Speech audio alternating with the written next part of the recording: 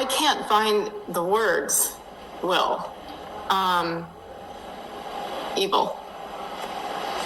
A couple of weeks ago, after the Minneapolis shooting, that's the same word that came to mind. First and foremost, prayer and heartbreak, and pray and pray and pray. And second, you start to say why. And to me, there is only one explanation, and that is evil. Maybe we eventually learn deeper about that, the why of the shooters. We don't know any details right now. It's not worth speculating. I guess we shouldn't be shocked because of what has happened over the last, just think of the last 13 months and July 13th in Butler, Pennsylvania. And so many things since then. Charlie Kirk is one of the strongest, bravest people that I know. He has, on a personal level, encouraged me so much to not be afraid to wear this cross like I used to be. He's taught me so much about God and faith and doing the right thing even when it's hard. Charlie Kirk is changing this country, certainly changed the election. I looked at some of the numbers earlier, and the Democrats lost 20% of that vote, 18 to 29. I've said from day one, it's because of Charlie Kirk. I have 3 college-age kids, as you know, Will, and Charlie Kirk is the reason why they began to care and dig a little deeper and try to understand what's going on in this country, because he encouraged thought and then came with facts. And unfortunately, it seems as if when people realize they're losing in many ways, they get desperate and they resort to violence in evil ways. And that is what we are witnessing. We witnessed July 13th last year with President Trump in Butler, and we're witnessing again today. And I'm devastated and heartbroken for him, for Erica, for his 2 beautiful children, and for this country that we've gotten to this point. Well, let's talk more about this country for a moment, Sage. It's really hard. It's even hard for me. I'm sure it's hard for you not to be angry in this moment. And as much as there's been a great victory over the last 13 months, and as we've all suggested, under no small influence by Charlie Kirk. What do we do?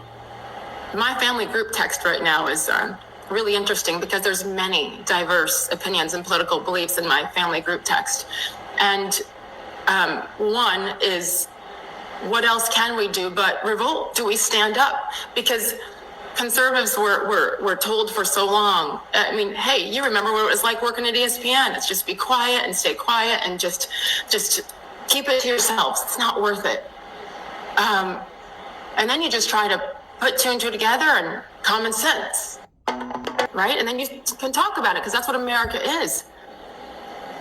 Look, is this what happens when you are just sharing your own personal beliefs? The thing is this is what they want. This is what the evil side wants, is for us to be scared into submission and to stay quiet. Listen, there's a temptation to do that. I got a group text from my 3 kids. They're 23, 21, and 19. They know I was prepared to speak with Charlie and Erica next week at World Outreach Church outside of Nashville, and with Charlie again at Liberty University in a month or so. And they're like, Mom, please, no more. We need you to cancel these. It's just not worth it. Please don't.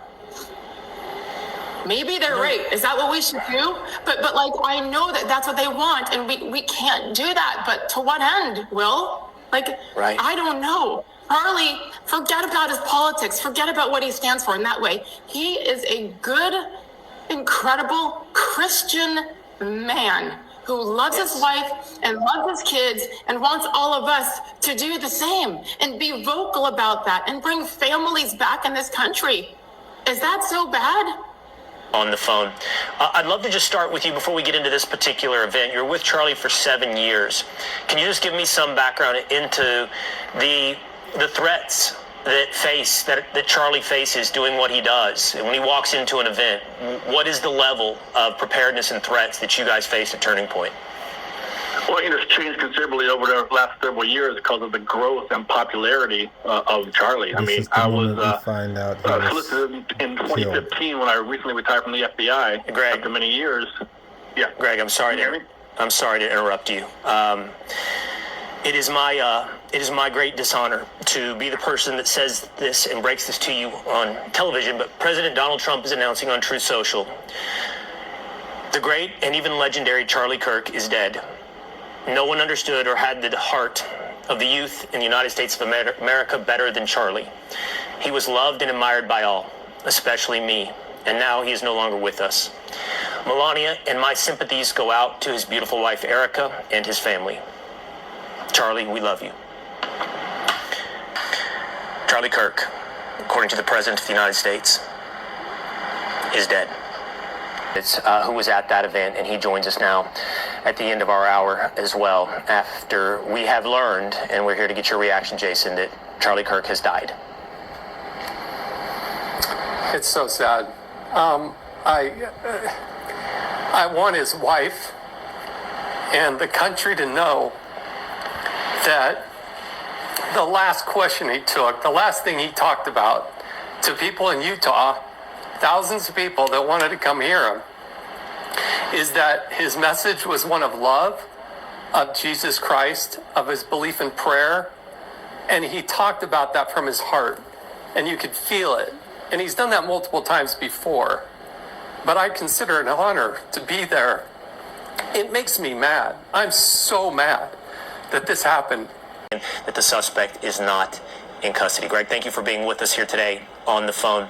I'd love to just start with you before we get into this particular event. You're with Charlie for 7 years. Can you just give me some background into the threats that Charlie faces doing what he does? When he walks into an event, what is the level of preparedness and threats that you guys face at Turning Point? Well, it's changed considerably over the last several years because of the growth and popularity of Charlie. I mean, I was solicited in 2015 when I recently retired from the FBI. Greg, after many years. Yeah. Greg, I'm sorry to interrupt you. It is my great dishonor to be the person that says this and breaks this to you on television, but President Donald Trump is announcing on Truth Social, the great and even legendary Charlie Kirk is dead. No one understood or had the heart of the youth in the United States of America better than Charlie. He was loved and admired by all, especially me, and now he is no longer with us. Melania and my sympathies go out to his beautiful wife, Erica, and his family. Charlie, we love you. Charlie Kirk, according to the President of the United States, is dead. I don't really know where you go from here. And obviously the person that took this life, this is heartbreaking, Will. And I really hope, if anything, that people get off the sidelines. This weekend, I'm going to a youth rally in South Carolina, and you better believe it. I've already had my team shoot me text saying, Brown, you really need to caution this. You really need to think about not standing in the middle of a park and speak to the next generation. But I am more energized than ever to carry on this torch, to carry on this legacy, because that's what Charlie would have wanted. He would have wanted us to continue to fight the good fight, just like he did. News contributor, this is where we started the day, Jason Chaffetz, who was at that event, and he joins us now at the end of our hour as well, after we have learned, and we're here to get your reaction, Jason, that Charlie Kirk has died. It's so sad. I want his wife and the country to know that the last question he took, the last thing he talked about to people in Utah, thousands of people that wanted to come hear him, is that his message was one of love, of Jesus Christ, of his belief in prayer, and he talked about that from his heart, and you could feel it. And he's done that multiple times before, but I consider it an honor to be there. It makes me mad. I'm so mad that this happened in our backyard. It's an embarrassment. Now, I got to tell you, I used to be in Congress. I represented this area. We're better than this. But there's somebody out there who's evil, absolute, total, complete evil, and they need to be taken down. Our law enforcement, I love them. They got to do a better job. There is no communication. You have 100,000 students between BYU and the University of Utah. They say somebody's in custody, then they say, oh, well, it's not the shooter. Right now, police are still pouring in. It's almost 3 hours later. They got to communicate with us. Is there a shooter that's still out there? And if so, what are we going to do to catch this evil person and make sure that he receives justice? That's his message of love of God, of Jesus Christ, is one that I hope is part of his lasting legacy. Fair, balanced, and even tonight, still unafraid. Charlie, rest in peace. The Younger Bangle is next.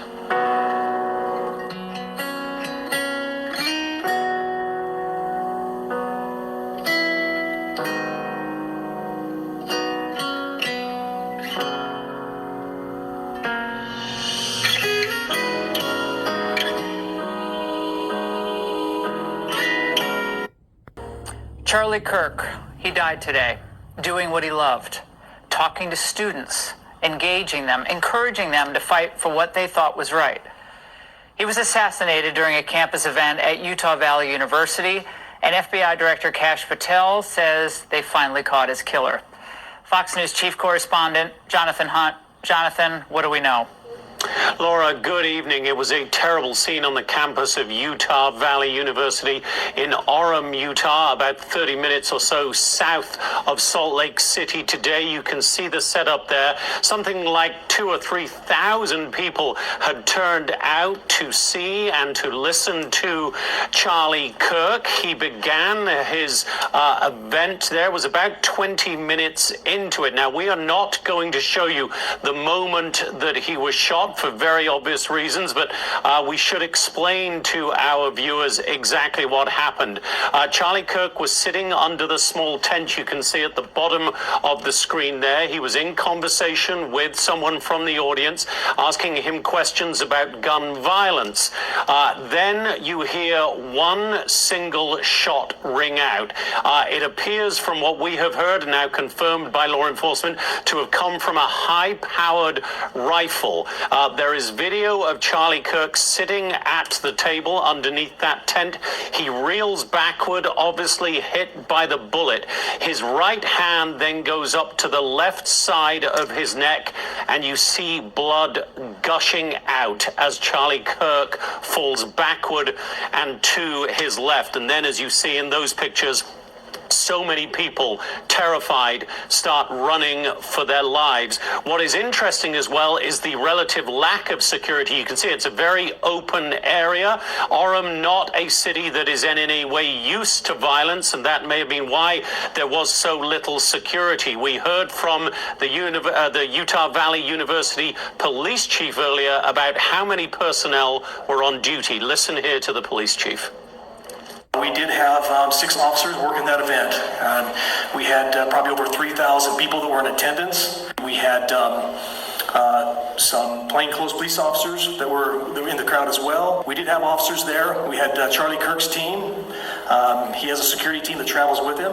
Out of 3,000 just shows you that nobody obviously expected this kind of violent act. What we see after the shooting, Laura, is Charlie Kirk being carried away by members of his security team. And then, of course, there was the frantic search for the suspect. An elderly gentleman was seen on video being taken away by police. We are now told that he was not involved in the shooting in any way, but somebody has been taken into custody now, described by Governor Spencer Cox as a person of interest, described by FBI Director Kash Patel as the subject in the assassination. So that person is in custody. All we have been told about that person, Laura, is that he or she, I should say, fired the shot from a building on campus there. You can see 2 buildings overlooking the amphitheater. I can tell you that there is one behind that, and one university staff member said that that's where the shot came from. So those 2 buildings you balconies you see in the front of the shot, a lot of the crowd was there on top of those balconies. The building behind that would have been pretty quiet. That was not a viewing spot, but it does have, if you look at it on a satellite, Laura, it does have line of sight from the rooftop, and we know the shot was fired from a rooftop to exactly where Charlie Kirk was sitting. So that person, Laura, now being questioned as to why they might have shot Charlie Kirk dead at 31 years of age, Laura. Jonathan, thank you. Sure. Faith, family, country.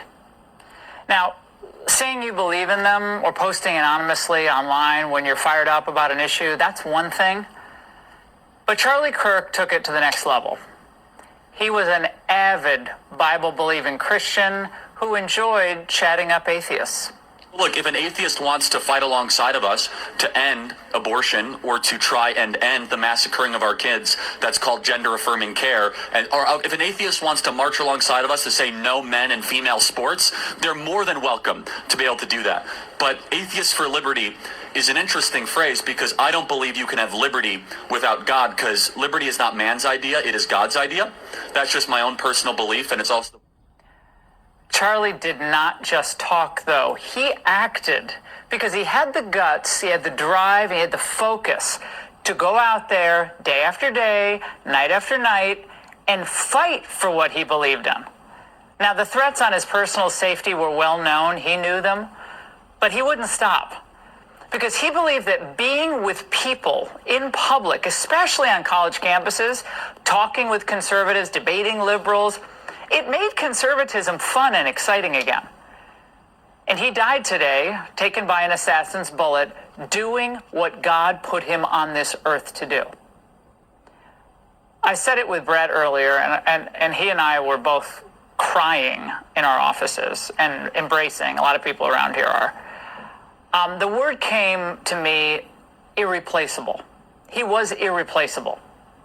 And I believe he was murdered, and you heard the governor talk about this at the press conference earlier. He was murdered because he was so effective at what he did. He was a modern-day evangelist. And while so many adults, they can roll their eyes at Gen X or Y or Z, Charlie saw the promise in young people today. His enthusiasm for the future, I found it personally infectious. And I believe that no one other than Donald Trump himself in recent memory has had a more profound effect on the political thinking of young Americans than Charlie did. Now, a few months ago, my son, my 15-year-old son, Nico, was watching something on the computer when we were on a flight. And then when my daughter, Maria, heard Charlie was coming to Texas A&M last spring, she was over the moon. So Charlie brought her and her buddies backstage, and he recorded this video to send it to me. I found someone here at Texas A&M. Hi, Mom. And she's doing very well. She's not making any trouble, and I approve of all of her friends. So things are going great. See you soon. Those girls who were laughing with Charlie and so many other students across the country, like millions across the globe, are devastated tonight. But Charlie would have loved to know that they're all going to Mass, they're going to church, they're praying in their dorm rooms and their common areas. They're praying for the repose of his soul and for his family now in mourning. The beautiful family. Our hearts break for them tonight above all else. Now, while so many across the political divide, and I can be prone to pessimism too, it could be pessimists, Charlie decided, no, I prefer optimism. Jesus is honestly the most important thing. We are seeing Gen Z go back to church in record numbers. We are seeing a Christian revival that should give everyone in this audience hope. It's the greatest news happening in America right now. He loved talking about where things were going, and he saw it because he was there. He felt it. He engaged with it. There's simply no one else like him. I can't believe I'm saying it was past tense. I mean, how can this be? He was on air with us just 48 hours ago, and he and I were just texting yesterday about his conference in December that I was going to and chatting about that, laughing about a couple things. So Charlie was a strong Bible-believing Christian. He did not shy away from speaking about his faith. 9 out of 13 of the original states required you to be a Bible-believing Christian to serve in government.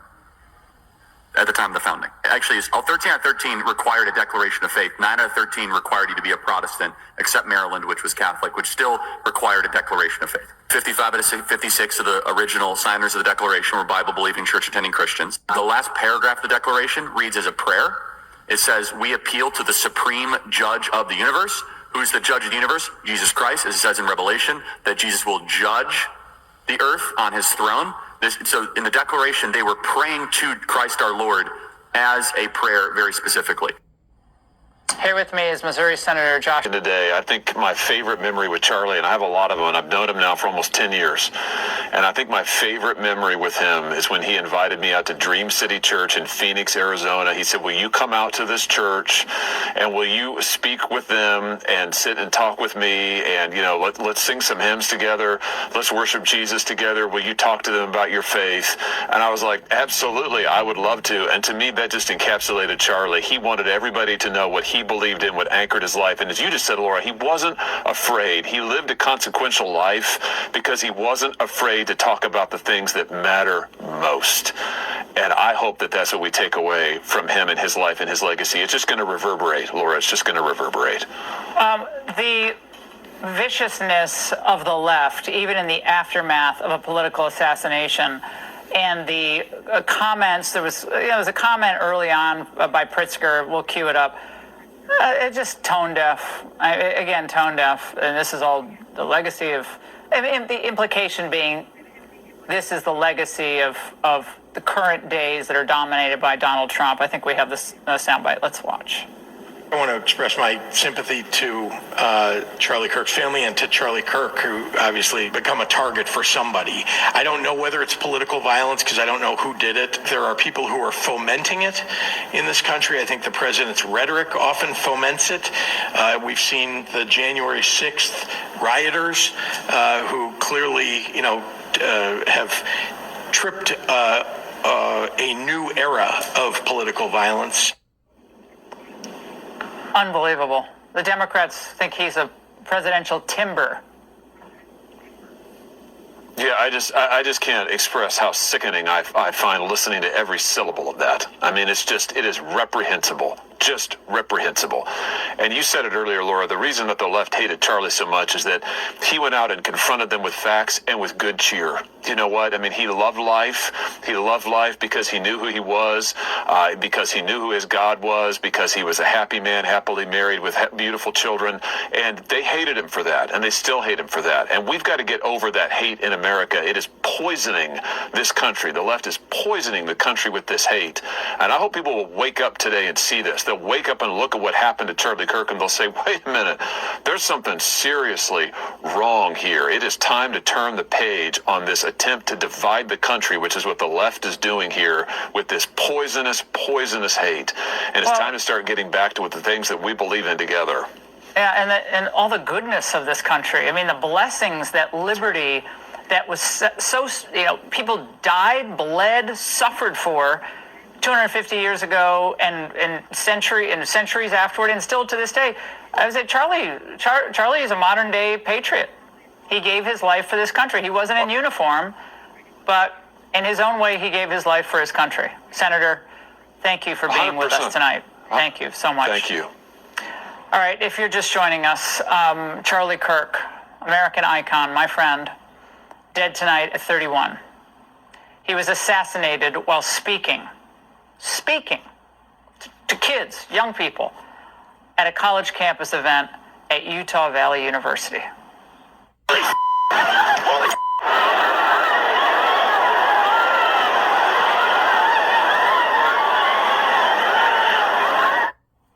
Here with me is Jason Chaffetz, former Utah congressman, Fox News contributor. Jason's been with Fox most of the day because Jason was there today. Jason, I know you've told different versions of this, but very specifically, and I know how incredibly devastated you are, that goes without saying, but tell us exactly what happened leading up to the gunshots. There were 2,000 plus people there to hear Charlie Kirk and talk and take questions from anybody and everybody. And straight up at noon, he came out, was throwing hats to everybody. Prior to him stepping out, they were chanting USA, USA. Another chants were Charlie Kirk, Charlie Kirk. They were chanting that. I'd venture to say 95+% of the people were younger than the age of 30. And they were ready there for some dialogue. And there's a group in this shot right there. Those people closest to you up on that second level, that's where they had a transgender flag. And Charlie leaned over and invited him, hey, come be part of the conversation. And, the crowd cheered. But the first person got up and asked a question about religion. And he went way out of his way to a predominantly, we're members of the Church of Jesus Christ of Latter-day Saints, predominantly, not everybody, the Mormons, if you will.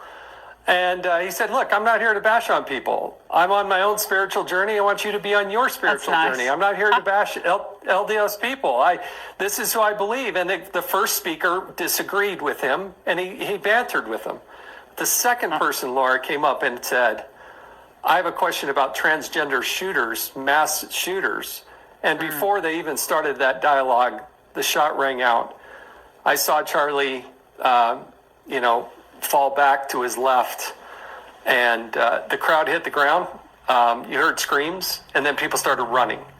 And some of those shots, one's on foxnews.com, I can see myself in the background of that shot. That's the picture at the event. And it was just horrific. It was just so devastating. And I have every emotion. I'm mad because I want to know who the shooter is. I want people to understand there's true evil that needs to be rooted out. But I also want them to know there's pure good. That my kids, people in our family who are in their 20s, they were excited to meet two people. I meet a lot of people. I'm on television. I'm a former congressman. Yeah. There's two people in the what they want to meet. Donald Trump and Charlie Kirk. Yeah, my son Nico was the same thing. They wanted to meet Charlie. Yeah. That's just what they were looking forward to, and those young people. Yeah. What was security like, to the extent there was security, getting into the area where... This is very frustrating. Very frustrating because this is just something that is constantly growing, the hate for a group of people, political things that are happening are just stirring up more and more to where it's violent. It used to be where our country was, whatever your ideals were, whatever your beliefs, spiritual beliefs were, whatever your political beliefs were, you can sit down, have a conversation, you could talk about it, you can agree to disagree. You could have friends and family or even people that you don't even know and could have these conversations peacefully. Nobody gets angry. In many cases, can do it again and again and again, or go out afterwards and have some dinner or whatever. But now, because of hate constantly being built up among a political party, you see, and it's obvious because if you really look at who is stirring up a lot of the trouble, you see a lot of the hate is not on the Republican side. And I don't want to seem like I'm picking and choosing sides on Republican or Democrat. I used to be a Democrat myself years ago, decades ago, but I decided I wasn't going to vote anymore. And for many decades later, I did not vote. And I decided just recently to vote. But when you look at what is good versus evil, right versus wrong, you have to know that there's something dark going on. There is something wicked going on, and it's spiritual, because we can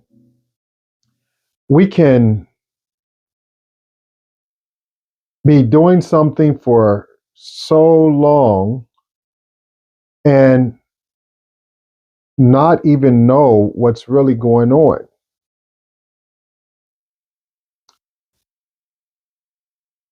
Prime example of that would be when you look at things that we watched growing up, at least I can say for myself.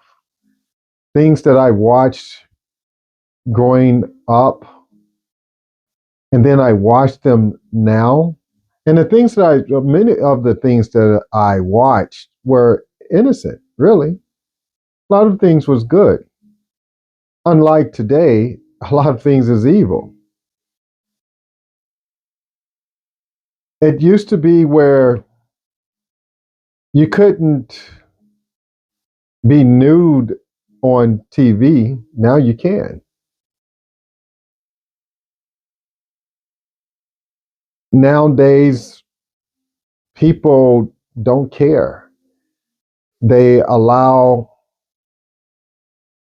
whatever. It doesn't matter. It's acceptable. And when you are watching things now and you look at, things that I watched maybe some 20 years ago and thought it was fine, but then I look at it today and I was like, wait a minute. I didn't know all this cursing was in this movie. Wait a minute. There's nudity in this movie. Didn't really pay attention to things, but when you look at the violence, when we see violence on TV more and more, and it gets more bloodier, people watch scary movies. And then when you see things like that on the news, it's nothing. It's like you're numb to it. Except for those people who love God, love the things of God, love the ways of God, love the righteousness of God, want to seek holiness and perfection in God. But when you're not doing those things, you become numb to the things in the world. And so when somebody hear a murder, oh, wow, that's too bad for that person. And they go about their business. It doesn't matter. Just another person. Everybody die. Oh, those Christians, they need to be shut up anyway. They talk too much. We're better off without them. People with the voice, those people are Republican, mega people. Who cares? Because when people in government pushes these agendas, basically saying, hey, go out and punch the mega people or Republicans in the mouth or push them. Some people put them in a bullseye, like what they did with Donald Trump. Joe Biden said that. Then a week later, I believe, or a few days later, he gets shot. Words matter. Things that come out of our leaders' mouths matter. Taking a situation such as Charlie Kirk's death and then trying to blame Trump, President Trump, for that, that's sick. But many people would buy into what that guy said and, yeah, let's hate Trump some more. Let's, he needs to be shut down. And this is okay to you Democrats, those of you that are constantly, when you look at that party, I don't recognize the Democratic Party. I don't recognize them at all. They hate. They stir up trouble. They're for violence. They're for the murders. They're for open borders. They're for rapists and murderers and the enemies coming in to our country to destroy from within.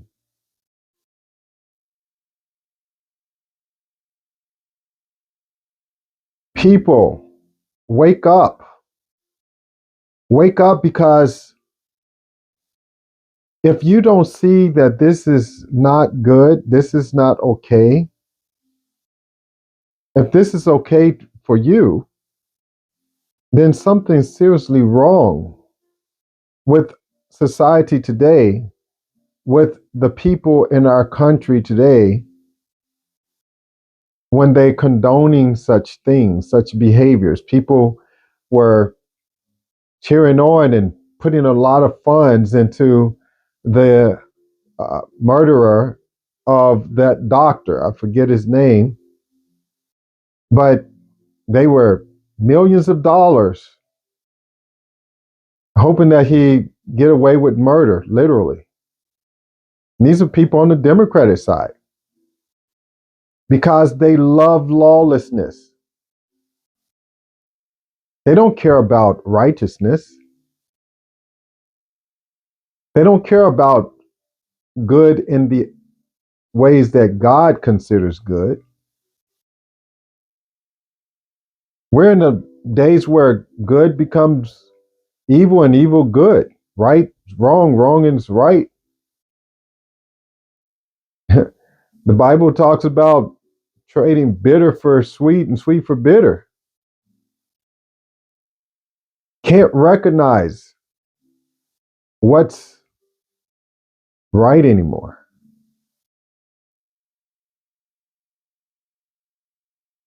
Look at what they did over the last 4 years, 5 years.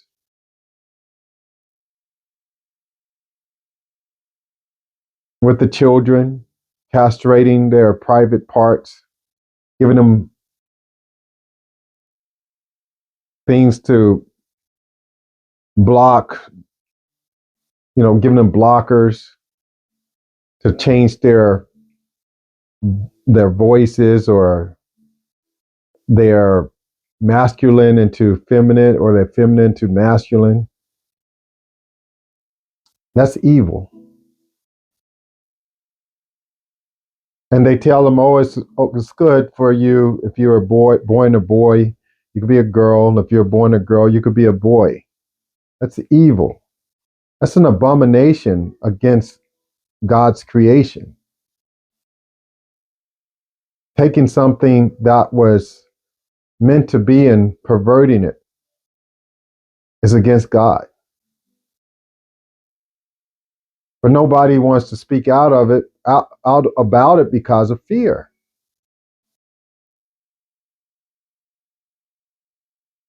Freedom of speech. If it wasn't for Trump being in office now, it would be gone. People would start getting persecuted.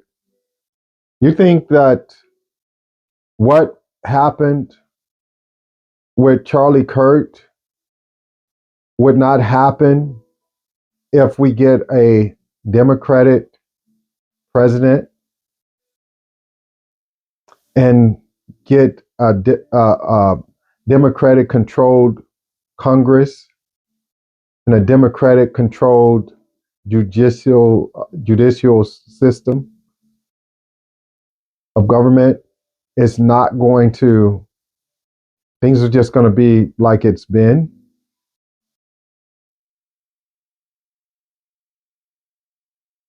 If we get a Islamic president, kiss our country goodbye. Along with that, a Democratic controlled government, your freedoms are gone. Constitution is gone. Your rights are gone. Privileges gone. They'll have complete control over everyone in our country. Christians will be persecuted. Jews will be persecuted. A dictatorship would ultimately arise. Money will be no more. You have digital currency or some kind of currency that is not real. And they'll be able to control you, make you put something in you, ultimately, and you would do it out of fear. All of this stems from what we allow, like this murder of Charlie Kirk.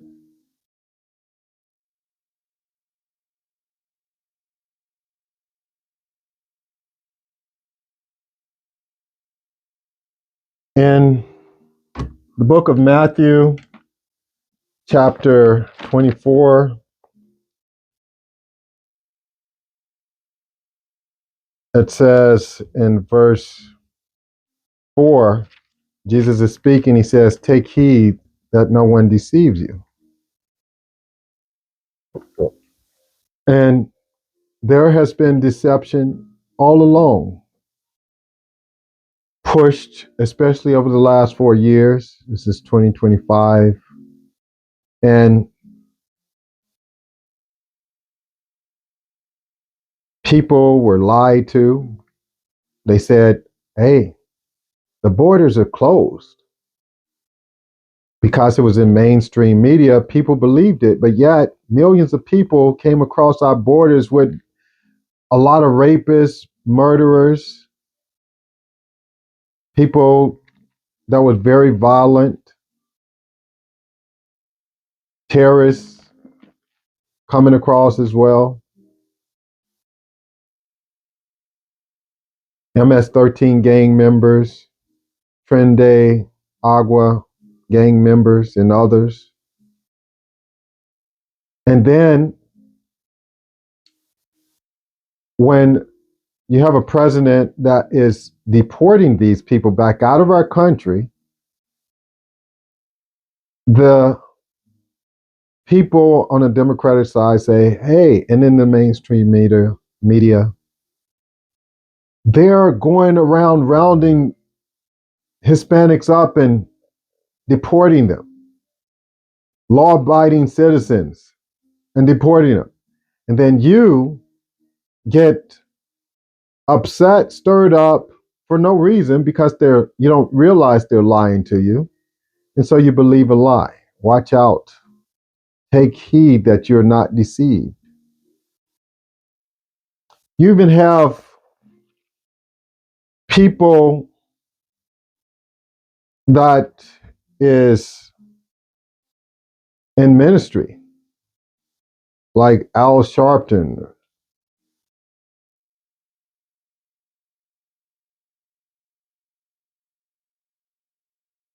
For many will come in my name and will deceive many. Preachers who say that they are Christians, preachers, say they believe in Jesus, are preaching hate. And you don't see it.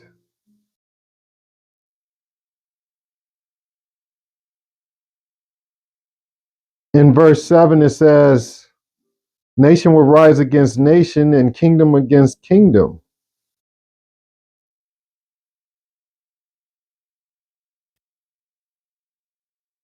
We see, of course, and it talks about wars and rumors of wars. We're in spiritual warfare. It's physical wars going on, and rumors of wars, meaning talks of going into war, are happening. And this is talking about the last days. Jesus is speaking about the end of the age. But you have kingdoms against kingdoms. You have darkness going against light. This is spiritual warfare, spiritual kingdoms. The king of this world is Satan. You see what's happening. Although God is sitting on his throne, Jesus Christ is sitting on his throne, looking down and seeing all this stuff. The angels are ready and waiting, about to come.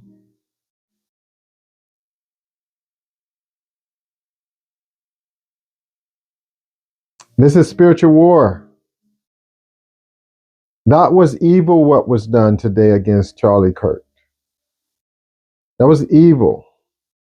Charlie Kirk was just talking to young people about whatever they wanted to talk about. He showed his love for the youth because he knew that people are trying to poison their minds, manipulate them so that they can believe the lie.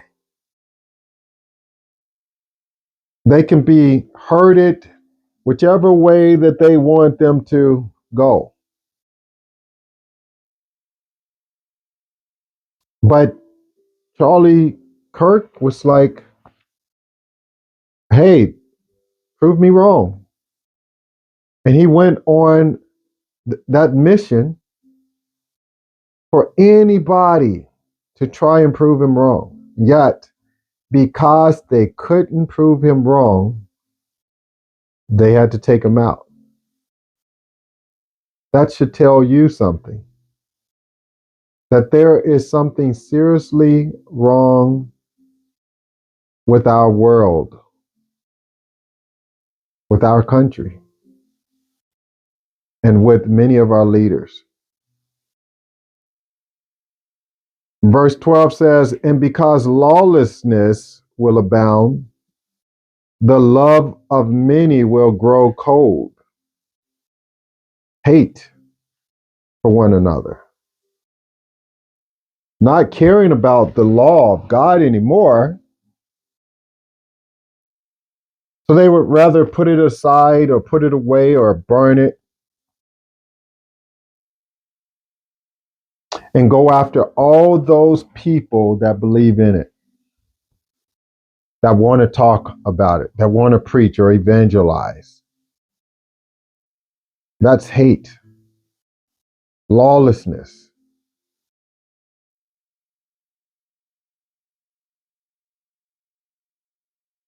People, wake up, because we are truly living in the last days.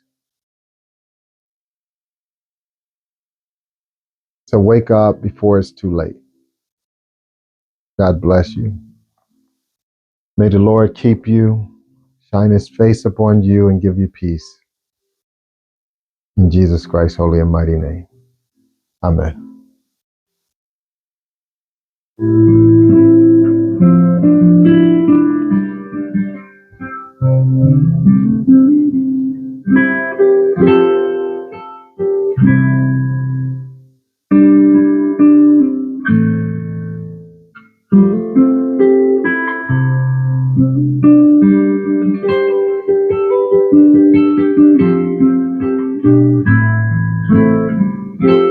you.